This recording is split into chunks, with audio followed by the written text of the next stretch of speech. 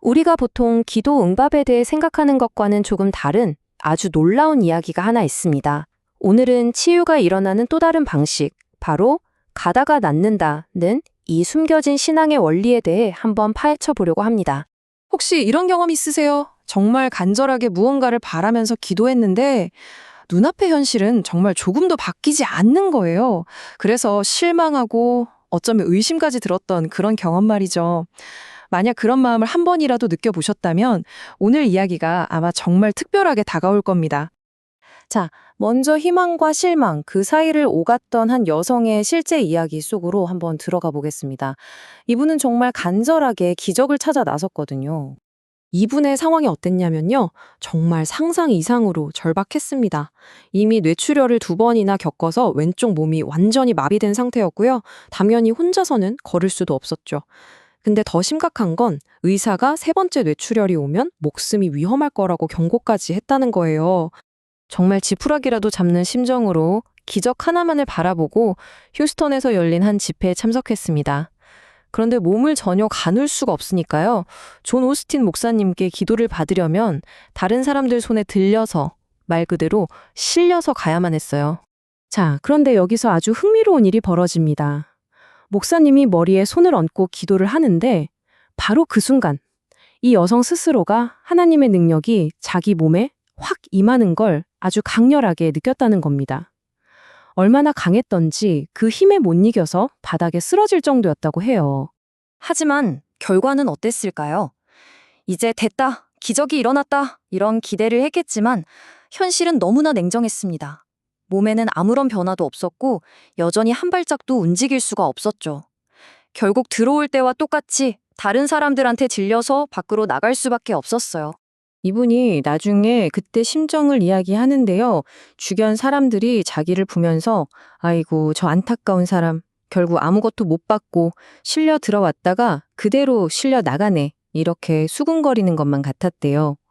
그 순간 느꼈을 좌절감 또 민망함이 얼마나 컸을까요? 자, 그럼 이 이야기는 그냥 이렇게 실망으로 끝나는 걸까요? 아니요, 절대 그렇지 않습니다. 이 여성분에게 진짜로 무슨 일이 일어났던 건지 그 비밀을 풀 수 있는 놀라운 단서가 바로 성경 속에 숨겨져 있었습니다. 우리가 보통 기적적인 치유 하면 그 자리에서 번쩍 일어나는 그런 즉각적인 장면을 떠올리잖아요. 그런데 정말 성경에 나오는 치유가 늘 그랬을까요? 어쩌면 성경은 우리가 생각지도 못한 다른 가능성을 보여주고 있는지도 모릅니다. 그 단서는 바로 누가복음에 등장하는 이야기인데요. 예수님께 치유를 구하러 왔던 10명의 나병 환자 이야기 속에 그 힌트가 있습니다. 누가복음 17장 14절에 보면 이런 구절이 나와요. 그들이 가다가 몸이 깨끗해졌더라. 바로 이거예요. 가다가. 이게 핵심입니다. 치유가 예수님 앞에서 짠! 하고 일어난 게 아니었다는 거죠. 말씀을 믿고 그 말씀에 순종해서 길을 떠나는 그 과정 중에 일어난 겁니다. 자, 이 가다가 낫는다는 성경의 원리를 딱 기억하면서 다시 아까 그 여성분의 이야기로 돌아가 보죠. 교회를 떠났던 그녀에게 과연 그 길 위에서는 무슨 일이 벌어졌을까요?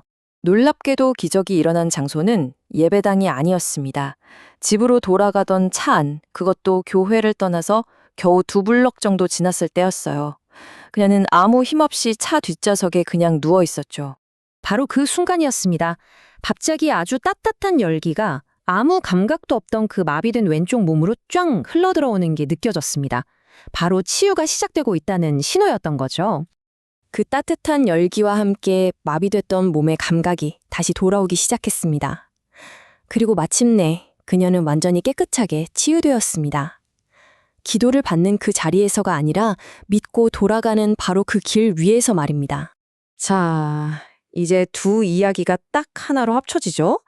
여기서 우리는 가다가 낫는 치유라는 정말 놀라운 원리를 발견하게 됩니다. 이게 그냥 우연히 일어난 일이 아니라 분명한 영적인 과정이 있다는 거예요.